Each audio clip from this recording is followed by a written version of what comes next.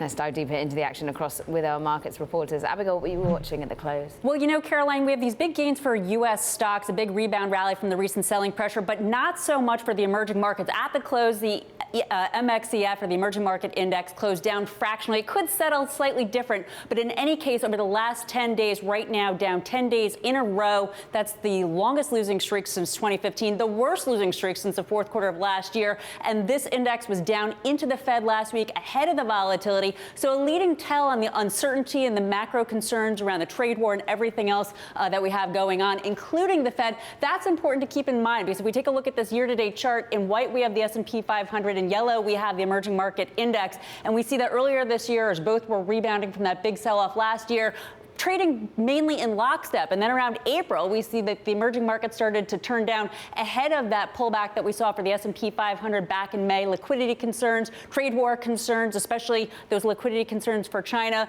Then a bit of a recovery for both. The S&P 500 at one point up 20%, a pace for its best year since 2013 at that point. But take a look at the emerging markets, Mike, right now up just fractionally. If they're leading the way, it could suggest more selling pressures ahead for the S&P 500.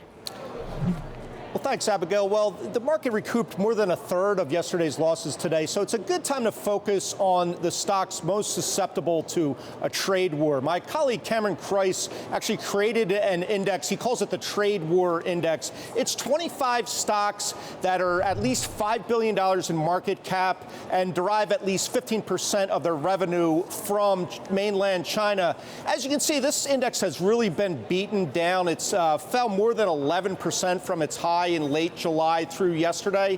It did recoup about 1.5% of that today. It's a very diverse group. There's a lot of chip makers such as NVIDIA and Advanced Micro Devices, but it's a diverse group. It also includes stocks like Tesla, Apple, Monolithic Power Systems. And as you can see, there has a lot of ground to make up, Renita, before people are very confident that this rebound is for real. Thanks, Mike. Well, the S&P 500 bounced back after that trade-induced rally yesterday, but the bulls for oil, Brent oil to be exact, are still out to play. Take a look at this action today. You see that Brent crude slid 1%. That slide puts it in a bear market from its April peak. Now, all of the U.S.-China trade tension really does threaten to expand into a currency war. This is what this is about. Investors are worried about the damage that this could do to crude demand. And by the way, Citi cut Brent forecast to $68 a barrel from $72.